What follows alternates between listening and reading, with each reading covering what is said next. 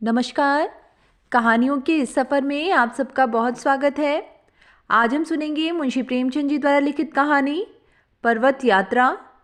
कहानी शुरू करने से पहले मेरा आप सबसे विनम्र निवेदन है, यदि मेरे द्वारा सुनाई गई कहानियाँ आप सबको पसंद आती हों तो कृपया मेरे चैनल को ज़रूर सब्सक्राइब करें और अपने मित्रों में भी शेयर करें। तो चलिए सुनते हैं। प्रातःकाल मोहम्मद गुलबाज खां ने नमाज पढ़ी, कपड़े पहने और महरी से किराए की गाड़ी लाने को कहा। शीरी बेगम ने पूछा, आज सवेरे सवेरे कहाँ जाने का इरादा है? गुल, जरा छोटे साहब को सलाम करने जाना है। शीरी, तो पैदल क्यों नहीं चले जाते? कौन बड़ी दूर है? गुल, जो बात तुम्हारी समझ में ना आए उसमें जबान ना खोला करो। शीरी, पूछती तो हूँ, पैदल चले जाने में क्या हर्ज है? गाड़ी वाला 1 रुपए से कम न लेगा। गुल हंसकर, वो काम किराया नहीं देते, उसकी हिम्मत है कि मुझसे किराया मांगे, चालान करवा दूं। शीरी, तुम तो हाकिम भी नहीं हो, तुम्हें वहाँ क्यों ले जाने लगा? गुल, हाकिम कैसे नहीं हो? हाकिम के क्या सींग पूछ होते हैं जो मेरे नहीं हैं? हाकिम का दोस्त हाकिम से कम रोब नहीं रखता। अहमक नहीं हूँ कि 100 काम छोड़कर हुक्काम की सलामी बजाया करता हूँ। यही इसी की बरकत है कि पुलिस माल दीवानी के अहलकार मुझे झुक झुक कर सलाम करते हैं। थानेदार ने कल जो सौगात भेजी थी वह किस लिए? मैं उनका दामाद तो नहीं हूँ। सब मुझसे डरते हैं। इतने में महरी एक तांगा लाई। खां साहब ने फौरन साफा बांधा और चले। शीरी ने कहा, अरे तो पान तो खाते जाओ। गुल, हाँ लाओ, हाथ में मेहंदी भी लगा दो। अरे नेक वक्त, हुक्काम के सामने पान खाकर जाना बेअदबी है। शीरी, आओगे कब तक? खाना तो यहीं खाओगे। गुल, तुम मेरे खाने की फिक्र न करना, शायद कुंवर साहब के यहाँ चला जाऊं। कोई मुझे पूछे तो कहला देना, बड़े साहब से मिलने गए हैं। खां साहब आकर तांगे पर बैठे। तांगे वाले ने पूछा, हुजूर कहाँ चलूं? गुल, छोटे साहब के बंगले पर, सरकारी काम से जाना है। तांगे, हुजूर को वहाँ कितनी देर लगेगी? गुल, या मैं कैसे बता दूं? या तो हो नहीं सकता कि साहब मुझसे बार बार बैठने को कहें और मैं उठकर चला जाऊं। सरकारी काम है, न जाने कितनी देर लगे। बड़े अच्छे आदमी हैं बेचारे, मजाल नहीं कि जो बात कह दूं उससे इनकार कर दें। आदमी को गरूर न करना चाहिए, गरूर करना शैतान का काम है। मगर कई थानेदारों से जवाब तलब कर चुका हूँ। जिसको देखा कि रियाया को ईजा पहुँचाता है उसके पीछे पड़ जाता हूँ। तांगे वाला, हुजूर पुलिस बड़ा अंधेर करती है, जब देखो बेगार। कभी आधी रात को बुला भेजा, कभी फजीर को। मरे जाते हैं हुजूर, उस पर हर मोड़ पर सिपाहियों को पैसे चाहिए, ना दें तो झूठा चालान कर दें। गुल, सब जानता हूँ जी, अपनी झोपड़ी में बैठा सारी दुनिया की सैर किया करता हूँ। वही बैठे बैठे बदमाशों की खबर लिया करता हूँ। देखो, तांगे को बंगले के भीतर न ले जाना, बाहर फाटक पर रोक देना। तांगे वाला, अच्छा हुजूर, अच्छा। अब देखिए, वह सिपाही मोड़ पर खड़ा है, पैसे के लिए हाथ फैलाएगा, न दूं तो ललकारेगा। मगर आज कसम कुरान की टका सा जवाब दे दूंगा। हुजूर बैठे हैं तो क्या कर सकता है? गुल, नहीं नहीं, जरा जरा सी बात पर मैं इन छोटे आदमियों से नहीं लड़ता। पैसे दे देना, मैं तो पीछे से बच्चा की खबर लूंगा। मुअत्तल ना करा दो तो सही। दो बदू गाली गलौज करना, इन छोटे आदमियों के मुंह लगना मेरी आदत नहीं। तांगे वाले को भी यह बात पसंद आई। मोड़ पर उसने सिपाही को पैसे दे दिए। तांगा साहब के बंगले पर पहुंचा। खां साहब उतरे और जिस तरह कोई शिकारी पैर दबा दबा कर चौकन्नी आंखों से देखता हुआ चलता है, उसी तरह आप बंगले के बरामदे में जाकर खड़े हो गए। बैरा बरामदे में बैठा था। आपने उसे देखते ही सलाम किया। बैरा, हुजूर तो अंधेर करते हैं, सलाम हमको करना चाहिए और आप पहले ही हाथ जोड़ लेते हैं। गुल, अजी इन बातों में क्या रखा है, खुदा की निगाह में सब इंसान बराबर हैं। बैरा, हुजूर को अल्लाह सलामत रखे, क्या बात कही है। हक तो यह है, पर आदमी अपने को कितना भूल जाता है।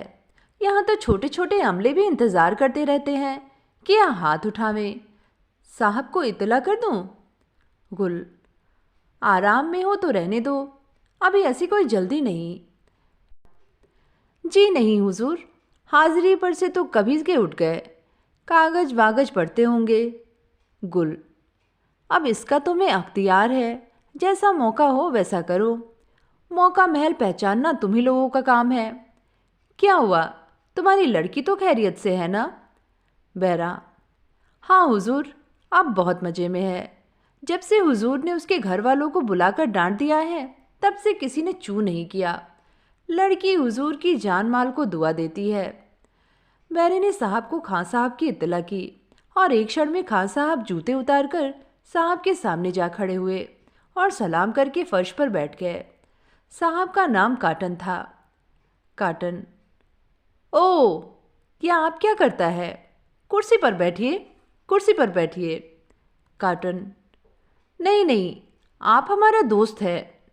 हाँ, हुजूर चाहे मेरे को आफताब बना दें, पर मैं तो अपनी हकीकत समझता हूँ। बंदा उन लोगों में नहीं है जो हुजूर के करम से 4 हरफ पढ़कर जमीन पर पाँव नहीं रखते। हुजूर लोगों की बराबरी करने लगते हैं। काटन, हाँ साहब, आप बहुत अच्छे आदमी हैं। हम आज के 5वें दिन नैनीताल जा रहा है, वहाँ से लौटकर आपसे मुलाकात करेगा। आप तो कई बार नैनीताल गया होगा, अब तो सब रईस लोग वहाँ जाता है।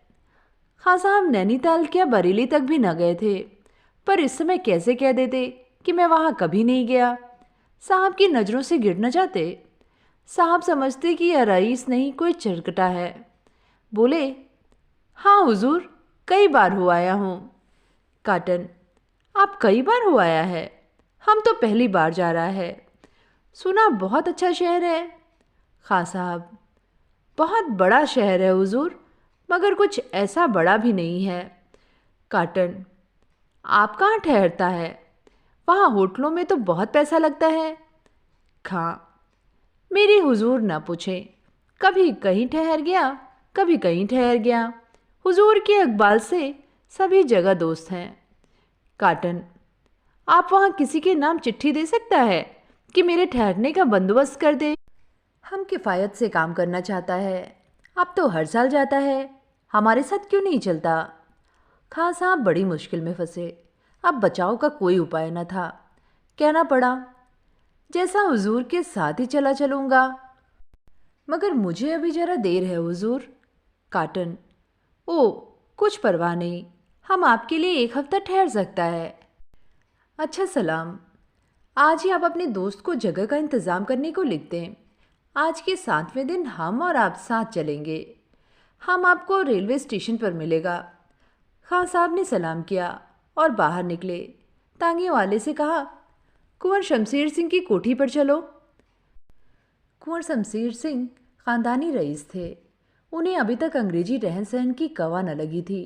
10 बजे दिन तक सोना, फिर दोस्तों और मुसाहिबों के साथ गपशप करना, 2 बजे खाना खाकर फिर सोना, शाम को चौक की हवा खाना और घर आकर 12-1 बजे तक किसी परी का मुजरा देखना।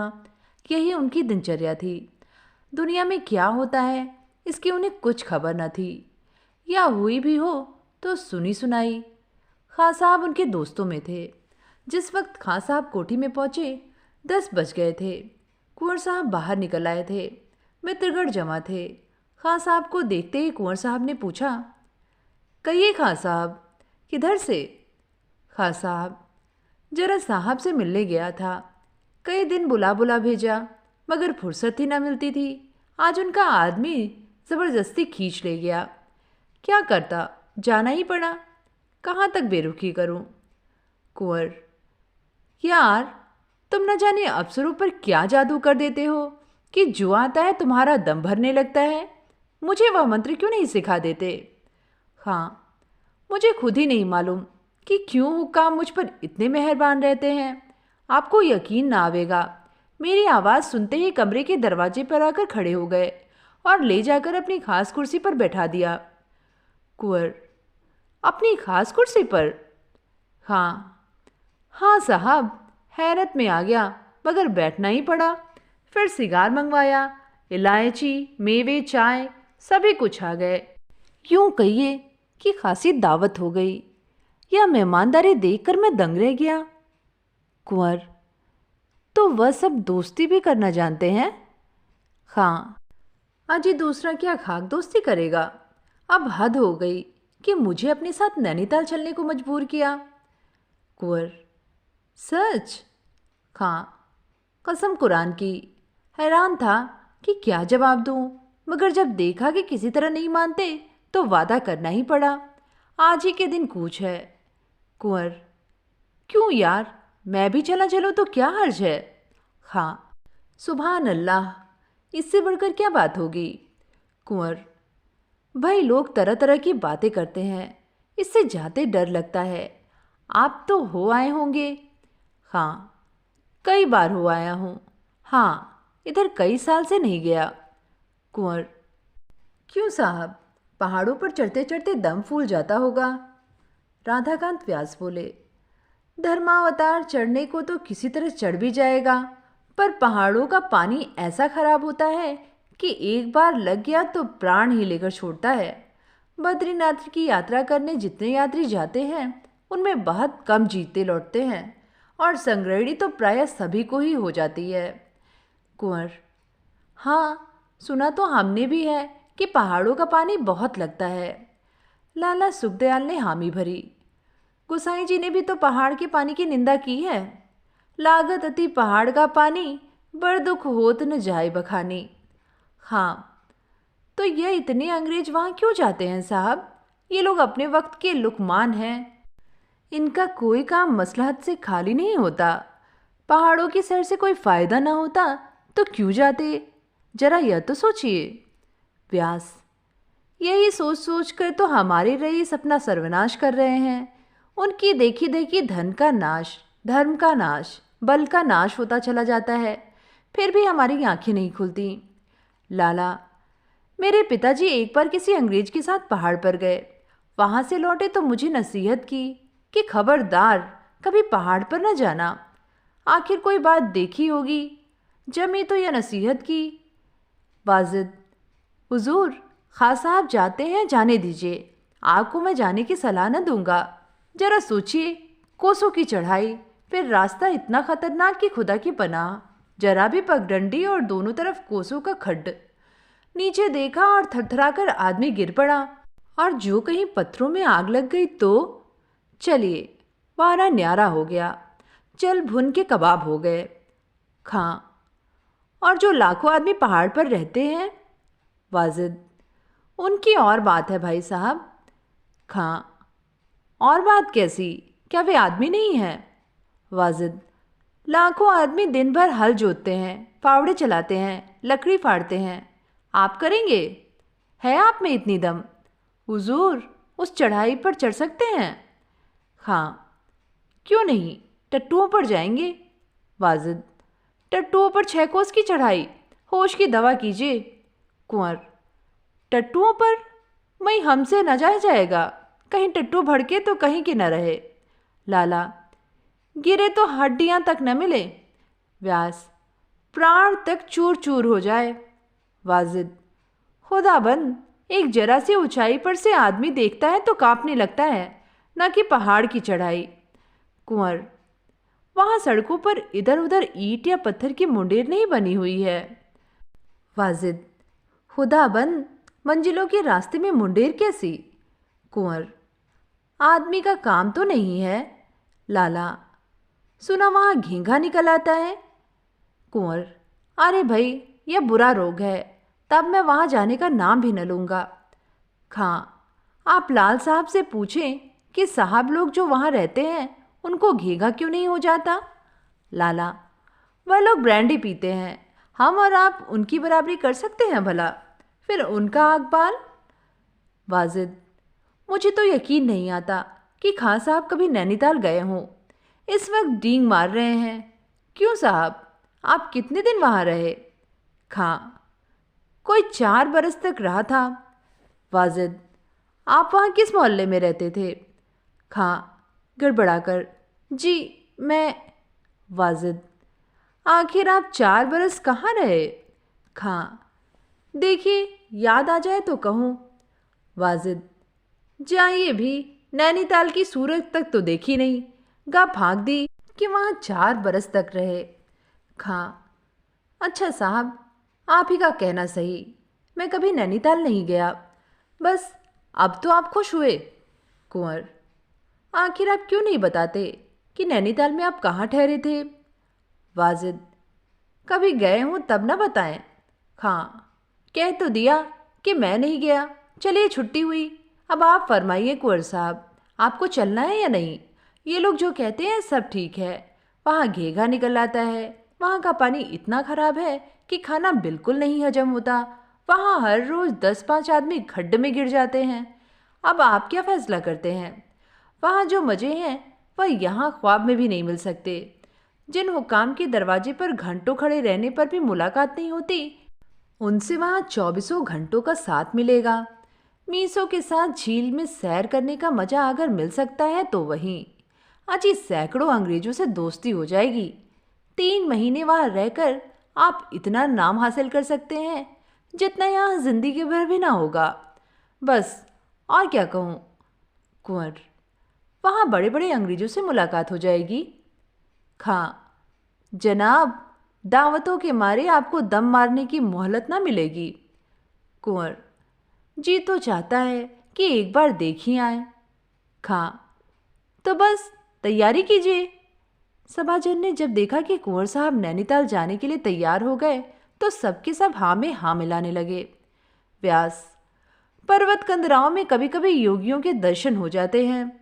लाला, हाँ साहब, सुना है 200-200 साल के योगी वहाँ मिलते हैं। जिसकी ओर एक बार आंख उठाकर देख लिया उसे चारों पदार्थ मिल गए। वाजिद, मगर हुजूर चलें तो इस ठाट से चले कि वहाँ के लोग भी कहें कि लखनऊ के कोई रईस आए हैं। लाला, लक्ष्मी हथनी को जरूर ले जाइएगा। वहाँ कभी किसी ने हाथी की सूरत काहे को देखी होगी? जब सरकार सवार होकर निकलेंगे और गंगा जमुनी हौदा चमकेगा तो लोग दंग हो जाएंगे। व्यास, एक डंका भी हो तो क्या पूछना।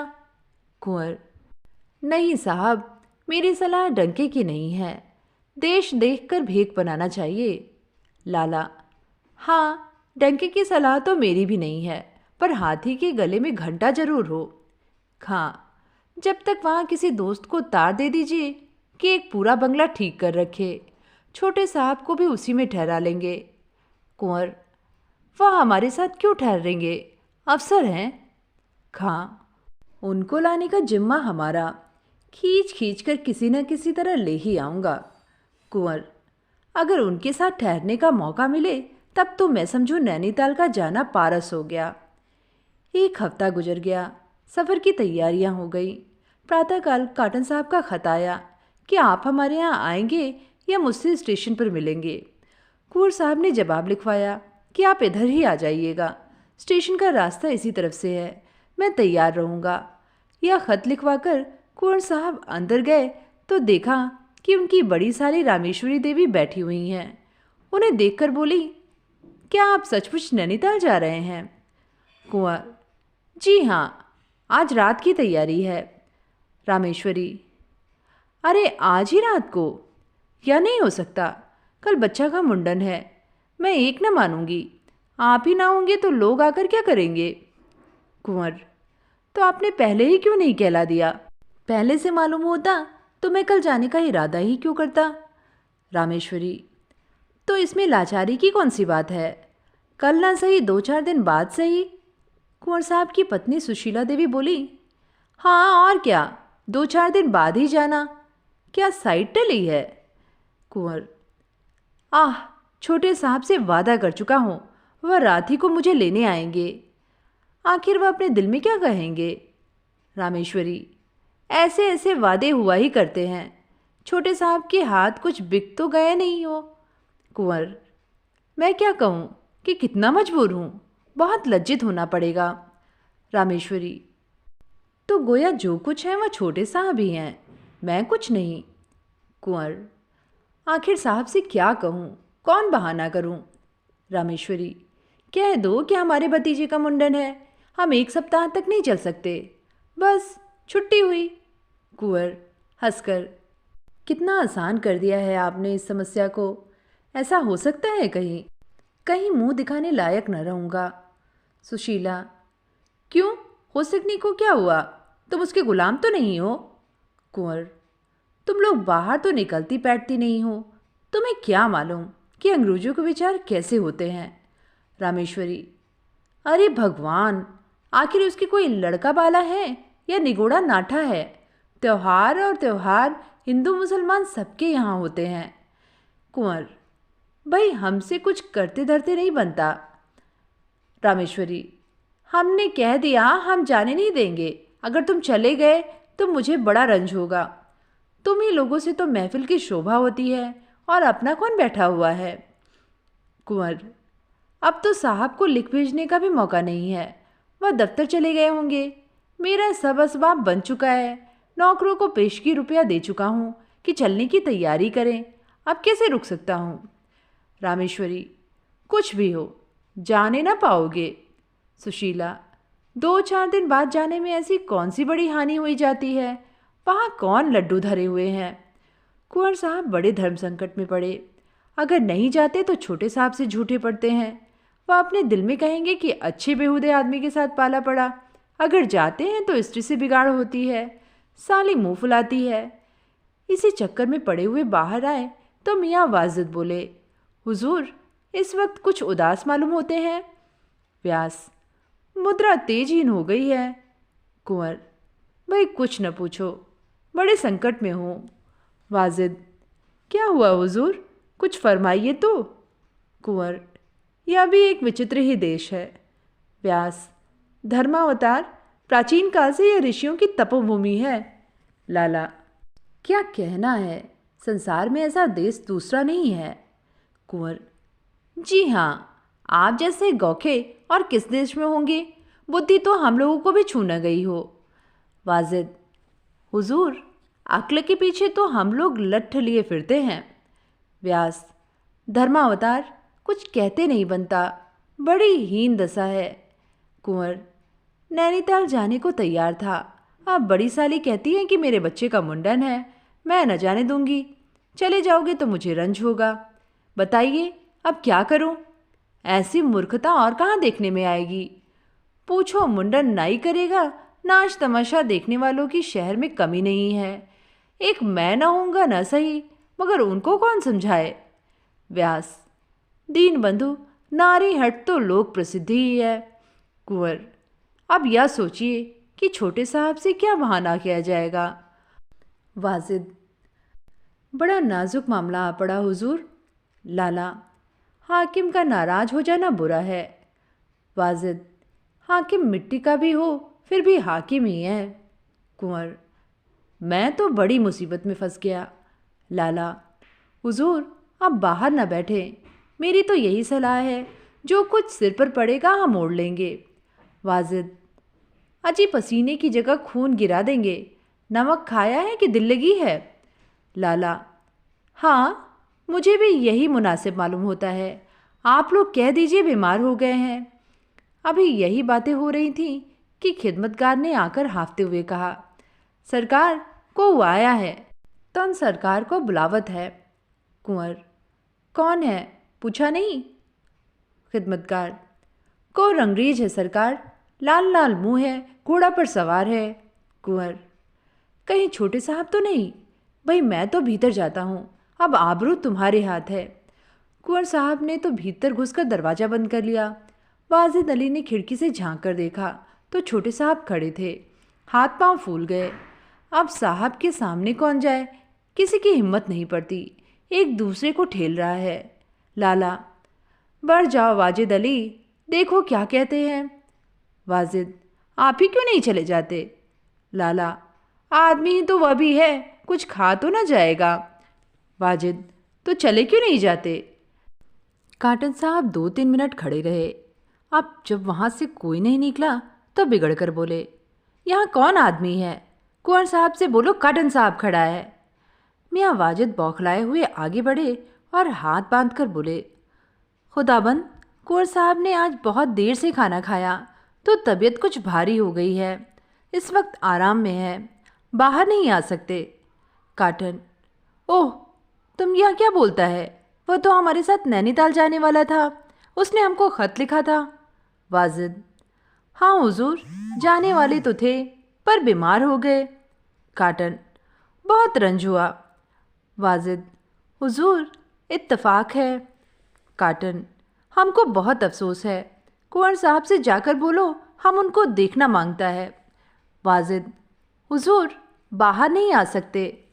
काटन: कुछ परवाह नहीं, हम अंदर जाकर देखेगा।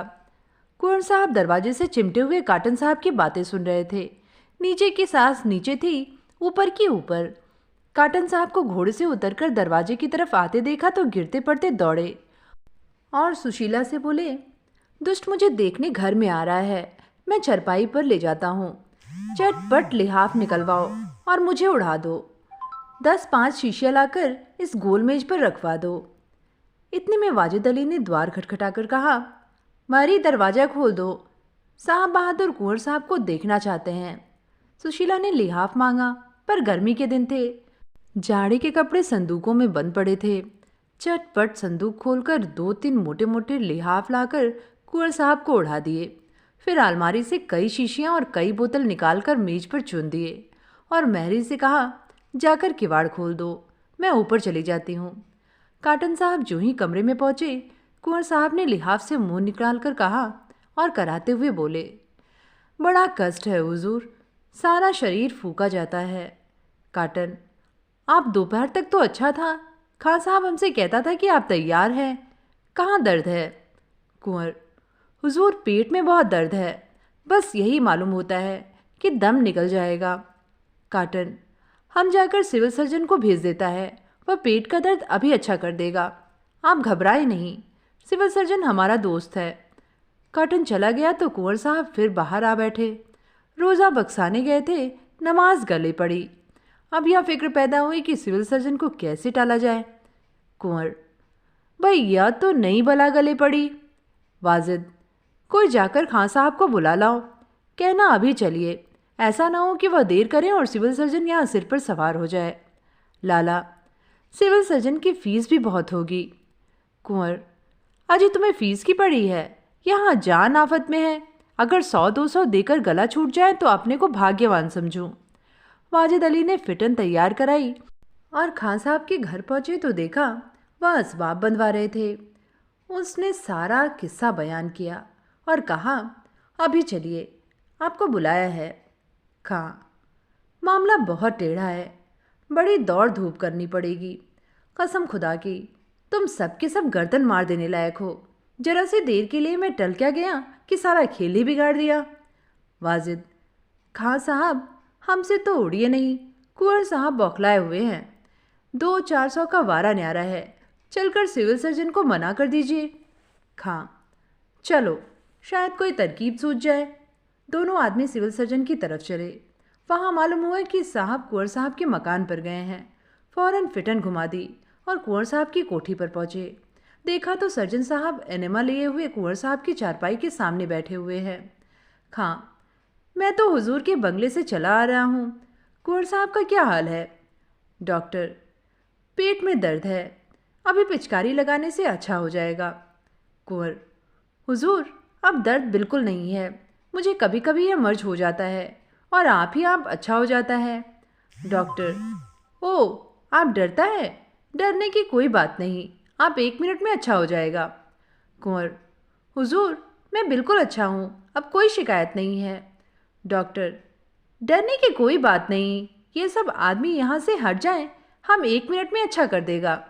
खां साहब ने डॉक्टर से कान में कहा, हुजूर, अपनी रात की डबल फिट और गाड़ी का किराया लेकर चले जाइए, इन रईसों के फेर में न पड़िए, यह लोग 12 महीने इसी तरह बीमार रहते हैं, 1 हफ्ते तक आकर देख लिया कीजिए। डॉक्टर साहब की समझ में यह बात आ गई। कल फिर आने का वादा करके चले गए। लोगों के सिर से बला टली। खान साहब की कारगुजारी की तारीफ होने लगी। कुंवर: हाँ साहब, आप बड़े वक्त पर काम आए, जिंदगी भर आपका एहसान मानूंगा। खां: जनाब, 200 चटाने पड़े, कहता था छोटे साहब का हुक्म है, मैं बिला पिचकारी लगाए न जाऊंगा। अंग्रेजों का हाल तो आप जानते हैं, बात के पक्के होते हैं। कुंवर, यह भी कह दिया ना कि छोटे साहब को मेरी बीमारी की इत्तला कर दे और कह दें वह सफ़र करने लायक नहीं है। खां, हाँ साहब, और रुपए दे किस लिए? क्या मेरा कोई रिश्तेदार था? मगर छोटे साहब को होगी बड़ी तकलीफ। बेचारे ने आपको बंगले के आसरे पर होटल का इंतज़ाम भी न किया। मामला बेढब हुआ। कुंवर, तो भाई मैं क्या करता, आप ही सोचिए। खां, यह चाल उल्टी पड़ी। जिस वक्त काटन साहब यहाँ आए थे, आपको उनसे मिलना चाहिए था। साफ कह देते, आज एक सख्त ज़रूरत से रुकना पड़ा। लेकिन खैर, मैं साहब के साथ रहूँगा, कोई न कोई इंतज़ाम हो ही जाएगा। कुंवर, क्या अभी आप जाने का इरादा कर ही रहे हैं? हलफ से कहता हूँ, मैं आपको न जाने दूंगा। यहाँ न जाने कैसी पड़े। मियाँ वाजिद देखो, आपको घर कहला दो, बाहर न जाएंगे। खां, आप अपने साथ मुझे भी डुबाना चाहते हैं? छोटे साहब आपसे नाराज़ भी हो जाएं तो क्या कर लेंगे, लेकिन मुझसे नाराज़ हो गए तो खराब ही कर डालेंगे। कुंवर, जब तक हम जिंदा हैं भाई साहब, आपको कोई तिरछी नज़र से नहीं देख सकता। जाकर छोटे साहब से कहिए कुंवर साहब की हालत अच्छी नहीं, मैं अब नहीं जा सकता।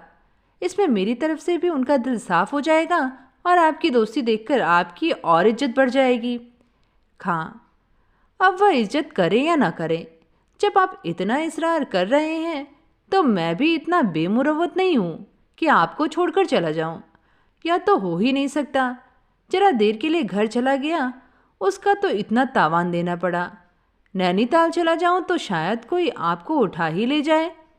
कुंवर, मज़े से 2-4 दिन जल से देखेंगे। नैनीताल में यह मज़े कहाँ मिलते।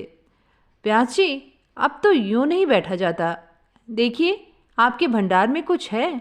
2-4 बोतलें निकालिए, कुछ रंग जमे। तो ये थी कहानी पर्वत यात्रा। कहानी आप सबको कैसी लगी नीचे कमेंट में लिख के ज़रूर बताइएगा। आगे भी ऐसी कहानियाँ सुनते रहने के लिए चैनल को ज़रूर सब्सक्राइब करें। फिर मिलेंगे एक नई कहानी के साथ। धन्यवाद।